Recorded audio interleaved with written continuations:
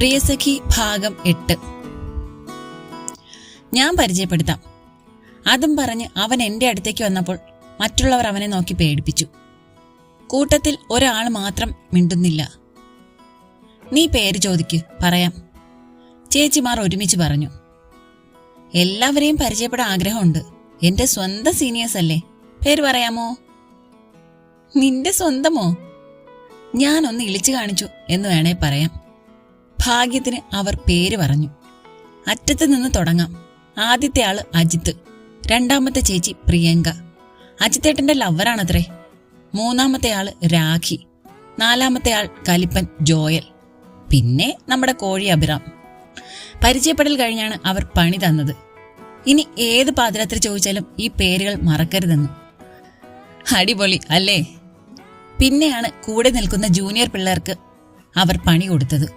Mimicry കാണിക്കാനും വാഗമരത്തിന് ചുറ്റും 10 തവണ ചുറ്റിയിട്ട് വന്ന് കണ്ട കാഴ്ചകൾ പറയാനും. അവരതുപോലെ ചെയ്തു കേട്ടോ. ബെല്ലടിച്ചു. നിങ്ങൾ പൊയ്ക്കോ, അതാ ക്ലാസ്. വാഗമരത്തിനരികിൽ തന്നെയുള്ള ബിൽഡിങ്ങിൽ താഴത്തെ നിലയിൽ അവസാനത്തെ ക്ലാസ് കാണിച്ചു തന്നു. അവർക്ക് നന്ദിയും പറഞ്ഞ് ക്ലാസ്സിലേക്ക് വെച്ചു പിടിച്ചു. പോകുമ്പോൾ കൂടെയുള്ളവരെ പരിചയപ്പെടാനും മറന്നില്ല. ഒന്ന് വിനോദ്, മറ്റേത് ജിതിൻ. രണ്ടും കട്ട കമ്പനിയായി. ക്ലാസ്സിൽ ചെല്ലുമ്പോൾ ഒരുവിധം സീറ്റ് മുഴുവൻ ഫില്ലായി. ലാസ്റ്റ് കാണുന്ന ബെഞ്ചിൽ ഒരു പെൺകുട്ടി ഇരിക്കുന്നുണ്ട്. അവളുടെ അടുത്ത് ചെന്നിരുന്നു. പിറകെ വന്ന 2 പേരും കൂടെ വന്നിരുന്നു. നോക്കിയിട്ട് കാര്യമില്ല, ഇനി സീറ്റില്ല, അത് തന്നെ കാര്യം. ക്ലാസ്സിലാകെ 30 പേരുണ്ട്. അതിൽ 20 പെൺകുട്ടികളാണ്. അടുത്തിരുന്ന കുട്ടിയെ പരിചയപ്പെട്ടു, സിമി. ആളെ കണ്ടാൽ അറിയാം എന്നെ പോലെ തല്ലിപ്പൊളിയാണെന്ന്. അപ്പോഴേക്കും അനൗൺസ്മെന്റ് വന്നു, എല്ലാവരും ഓഡിറ്റോറിയത്തിലെത്താൻ. പിന്നെ അങ്ങോട്ട് വലിച്ചു നീട്ടി നടന്നു. ഒരു തവണ അഡ്മിഷൻ സമയത്ത് വന്നതുകൊണ്ട് ഓഡിറ്റോറിയവും ക്യാൻറ്റീനും കണ്ണ് കെട്ടി വിട്ടാലും ചെല്ലുമെന്ന നിലയിലാണ്. ഓഡിറ്റോറിയത്തിൽ വെച്ച് എല്ലാവർക്കും ഒന്നുകൂടെ സ്വാഗതം കിട്ടി. വേറെ കാര്യമായി ഒന്നും ഉണ്ടായില്ല. ക്ലാസ്സിൽ തിരിച്ചെത്തി. HOD ക്ലാസ്സിൽ വന്നു. എല്ലാവർക്കും വിശദമായ സിലബസും മറ്റു കാര്യങ്ങളും പറഞ്ഞു തന്നു. നാളെ മുതലേ ക്ലാസ് ഉള്ളൂ, ഇന്ന് ഉച്ചയ്ക്ക് പോകാം. അത് കഴിഞ്ഞ് സാറ് പോയി. പിന്നെ അങ്ങ് പരിചയപ്പെടൽ മേളമായിരുന്നു. നല്ല പിള്ളേരായിരുന്നു എല്ലാവരും. അതുകൊണ്ട് എല്ലാവരും പരസ്പരം അടുത്തു. വൈകിട്ട് വീട്ടിലേക്ക് പോകാൻ ബസ്സിൽ കയറി. സ്റ്റോപ്പിൽ ഇറങ്ങി പിന്നെയും 10 മിനിറ്റ് നടക്കാനുള്ള ദൂരമുണ്ട്. ഞങ്ങൾ അന്നത്തെ വിശേഷം പറഞ്ഞ് നടക്കുകയാണ്. എനിക്ക് പുതിയ ഫ്രണ്ട്സ് ആയില്ലടാ, എല്ലാവരും സീരിയസ് ആണ്. പിന്നെ നല്ല തലക്കനമുള്ള പിള്ളേരും. അതൊക്കെ ഞങ്ങളുടെ ബാച്ച്. ആകെ 30 പേരേ ഉള്ളൂ. ബട്ട് അടിപൊളി പിള്ളേര്. എല്ലാരും അങ്ങോട്ടും ഇങ്ങോട്ടും നല്ല കൂട്ടായി. സീനിയേഴ്സ് പിന്നെ വന്നോടാ? പോണ വഴി പിന്നെയും പൊക്കി. പക്ഷെ അത് കാരണം 2 കട്ട ചങ്കുകളെ കിട്ടി, വിനുവും ജിത്തുവും, പിന്നെ സിമി. ഓ, ഇനി നമ്മളെ ഒന്നും വേണ്ടായിരിക്കും തെച്ചു. ഇത്രേ ഉള്ളൂ നിന്റെ ബെസ്റ്റി, ആതിര പുച്ഛിച്ചു. അതെ, ഞങ്ങൾക്ക് ഇതുപോലെ +2 ഉണ്ടായിരുന്നു കുറേ കൂട്ടുകാര്. പക്ഷെ എത്രയൊക്കെ കൂട്ടുകാര് പിന്നെയും വന്നാലും ഞങ്ങള് തന്നെയാണ്. അതുകൊണ്ട് ആ പരിപ്പ് വേവിക്കല്ലേ ആദി, ഇവിടെ വേവൂല.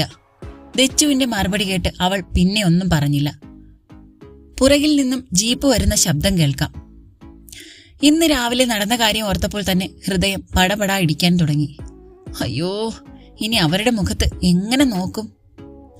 ജീപ്പ് ഞങ്ങളുടെ അടുത്ത് ബ്രേക്ക് ചവിട്ടി. ജീപ്പ് വന്ന് നിന്നത് കണ്ട് ആതിര വേഗം അതിൽ ചാടിക്കയറി. ചമ്മൽ കാരണം എനിക്ക് അവരെ നോക്കാനേ പറ്റുന്നില്ല. അതെന്താ, എന്റെ കാമുകി കയറുന്നില്ലേ? കിച്ചുവേട്ടൻ ചോദിക്കുന്നത് കേട്ടപ്പോൾ പിന്നെ ഒന്നും മിണ്ടാതെ വണ്ടിയിൽ കയറി. ദച്ചു എനിക്ക് മുന്നേ കയറിയിരുന്നു. എല്ലാവരുമായിട്ടും വണ്ടി എടുക്കുന്നില്ല.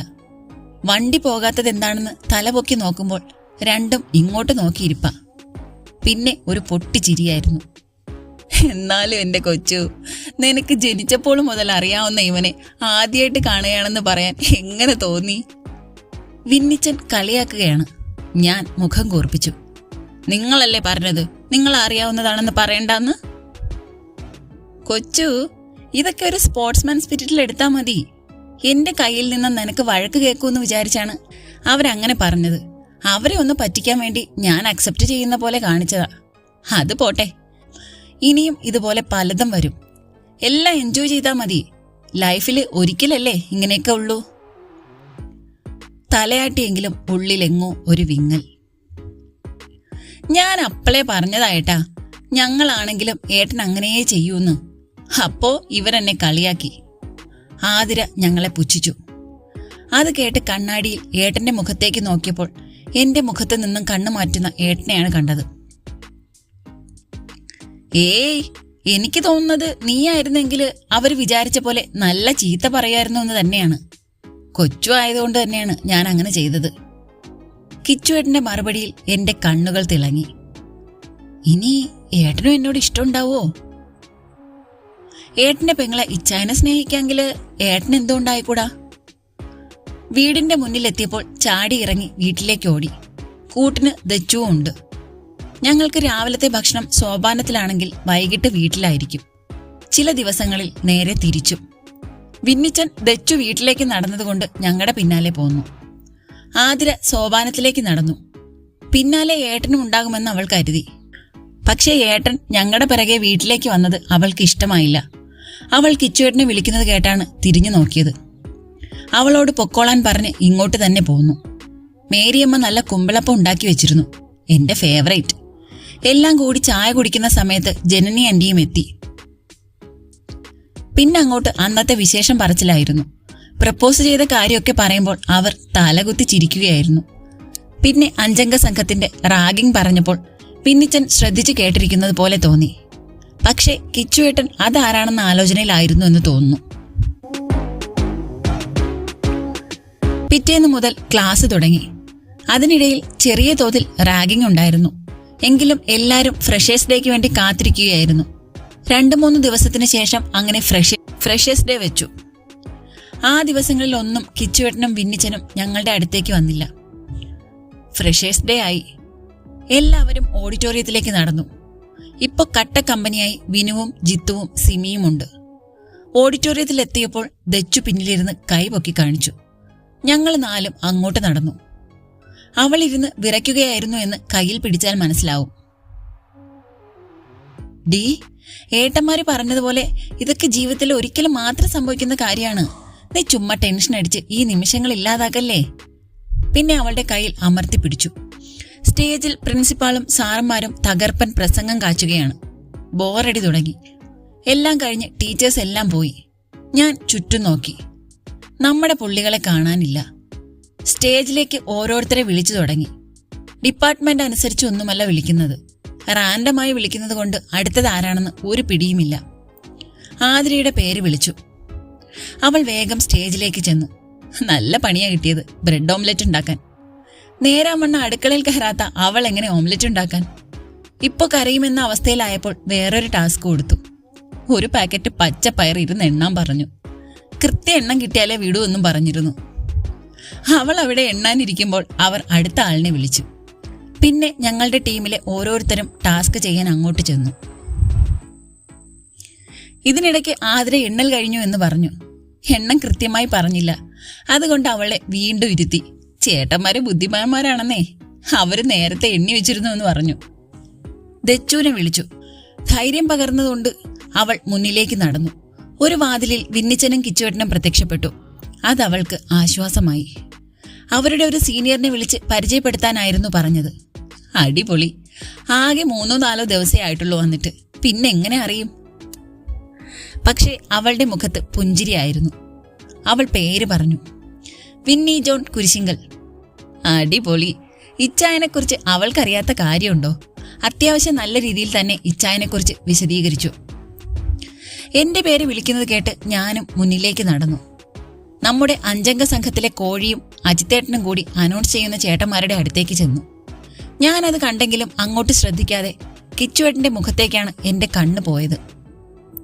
പക്ഷേ പുള്ളിയുടെ കണ്ണ് അവരിൽ തന്നെയായിരുന്നു. ഞാൻ സ്റ്റേജിൽ കയറി. അനൗൺസ് ചെയ്യുന്ന ചേട്ടന്മാരുടെ മുഖത്തേക്ക് നോക്കി. അവർ പേപ്പർ മാറ്റിയും മറിച്ചും വെക്കുകയാണ്. പിന്നിൽ അജിത്തേട്ടനും കോഴിയും നല്ല പുഞ്ചിരി. എന്തോ പണിയാണ്.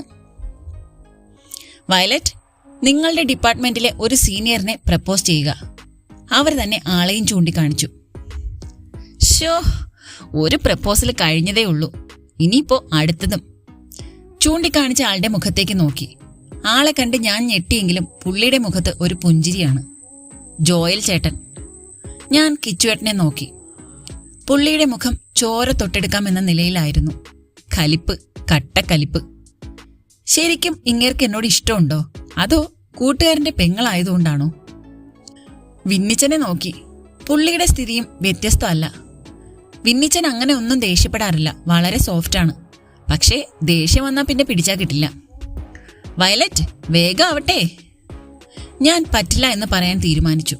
അതിനുവേണ്ടി മൈക്ക് കയ്യിലെടുത്തതും വിന്നിച്ചൻ സ്റ്റേജിലേക്ക് കയറി വന്നു. എല്ലാവരും ഇച്ചനെ നോക്കി. നീയല്ലേ കഴിഞ്ഞ ദിവസം എന്റെ ചങ്കിനെ പ്രപ്പോസ് ചെയ്തത്? കലിപ്പില ചോദിക്കുന്നത്. ഞാൻ അതെ എന്ന് തലയാട്ടി. എന്നിട്ട് അവൻ എന്തു പറഞ്ഞു? എന്റെ ഇഷ്ടം സ്വീകരിച്ചു എന്ന്. എന്നാ നീ ഇനി വേറെ ആരെയും പ്രപ്പോസ് ചെയ്യണ്ട. ഇതൊരു ടാസ്ക് അല്ലേ വിന്നി, നീ ഒരു സീൻ ഉണ്ടാക്കല്ലേ? ടാസ്ക് തന്ന ചേട്ടന്മാരിൽ ഒരാൾ പറഞ്ഞു. കഴിഞ്ഞ ദിവസവും ഈ ടാസ്ക് തന്നെ അവൾക്ക് കിട്ടിയത്. അത് മതി, പറ്റുമെങ്കിൽ വേറെ കൊടുക്ക്, ഇല്ലെങ്കിൽ ഇറക്കി വിട്. ഇതെന്തായാലും നടക്കില്ല. മറ്റവർ കിച്ചുവേട്ടന്റെ മുഖത്തേക്ക് നോക്കി. പുള്ളിയാണല്ലോ ചെയർമാൻ. അവൻ പറഞ്ഞതാ എന്റെയും തീരുമാനം, ടാസ്ക് മാറ്റിക്കൊടുക്ക്. ആഹാ, ഈ തീരുമാനം അന്തിമമാണ്. വേഗം ടാസ്ക് മാറ്റടാ ചേട്ടന്മാരെ. മനസ്സിൽ തുള്ളിച്ചാടുകയായിരുന്നു. ജോയൽ ചേട്ടന്റെ മുഖം മങ്ങി, പുഞ്ചിരി മാഞ്ഞു. ഒരു പാട്ട് പാടൂ, അടുത്ത ടാസ്ക്. വിന്നിച്ചനെ നോക്കിയപ്പോൾ തകർത്തോ എന്ന പോലെ തലയാട്ടി.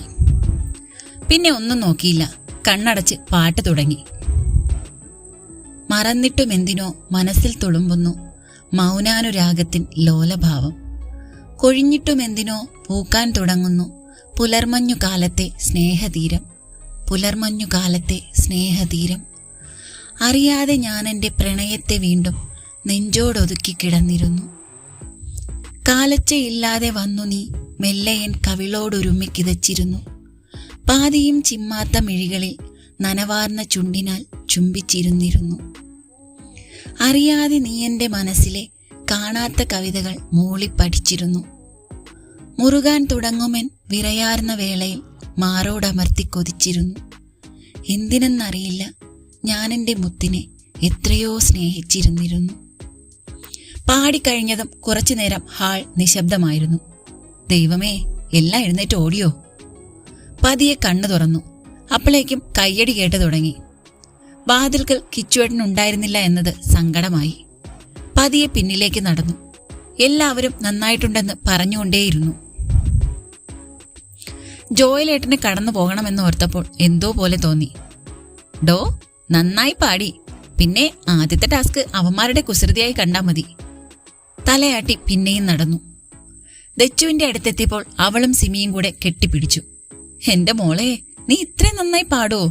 വിനു കയ്യിൽ പിടിച്ചു. ഞാൻ മാത്രമല്ല, ദേ ഈ കുരുപ്പും പാടും. ദച്ചുവിനെ ചൂണ്ടി ഞാൻ പറഞ്ഞു. ആതിര അപ്പോഴും എത്താത്തത് കൊണ്ട് ദച്ചു ടാസ്കിന്റെ കാര്യം ചോദിച്ചു. നിന്റെ ഏട്ടൻ അവിടെ കട്ടക്കലിപ്പിൽ നിൽക്കുന്നുണ്ടായിരുന്നു. അതുകൊണ്ട് അങ്ങനെ എന്തേലും പറയുമെന്ന് പേടിച്ച വിന്നിച്ച സ്റ്റേജിലേക്ക് വന്നത്. ഞാനത് പറയുമ്പോൾ അവൾ എന്തോ ആലോചിക്കുകയായിരുന്നു. ഡീ, നമുക്ക് കിച്ചുവേട്ടന്റെ അടുത്ത് ചോദിച്ചാലോ? എന്ത്? ലബ്ബുണ്ടോന്ന്? എന്തിന്? ഭിത്തിയിൽ നിന്നും വടിച്ചെടുക്കാനോ? പിന്നെ അവൾ ഒന്നും മിണ്ടിയില്ല. എങ്കിലും അവളുടെ മനസ്സിൽ എന്തോ ഒരു ആലോചന ഉണ്ടെന്ന് എനിക്ക് മനസ്സിലായി.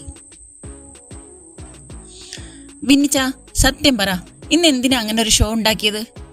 ടെറസിൽ ഞങ്ങളുടെ ലൈബ്രറിയുടെ മറുവശത്തെ ബാൽക്കണിയിലിട്ട ആട്ടുകട്ടിലിൽ കിടക്കുകയായിരുന്നു വിന്നിച്ചൻ. ചോദ്യം കേട്ട് എഴുന്നേറ്റിരുന്നു. അപ്പോഴേക്കും ഞാൻ സൈഡിലെ ഊഞ്ഞാൽ കസേരയിലിരുന്നു. എന്താ, നിനക്കിൽ അവനെ പ്രപ്പോസ് ചെയ്യണമായിരുന്നോ? ശബ്ദം പിന്നിൽ നിന്നാണ്. തിരിഞ്ഞു നോക്കുമ്പോൾ കിച്ചുവേട്ടൻ കലിപ്പിൽ നിൽക്കുന്നു. അതിനു പിറകെ ഇളിച്ചോണ്ട് ദച്ചുവും കൂടെ ആതിരയും. തുടരും. അടുത്ത പാട്ടായിട്ട് അടുത്ത ദിവസം കാണാട്ടോ. നിങ്ങളുടെ എല്ലാവരുടെയും അഭിപ്രായങ്ങളും നിർദ്ദേശങ്ങളും കമന്റ് ബോക്സിൽ പറയുമല്ലോ അല്ലേ?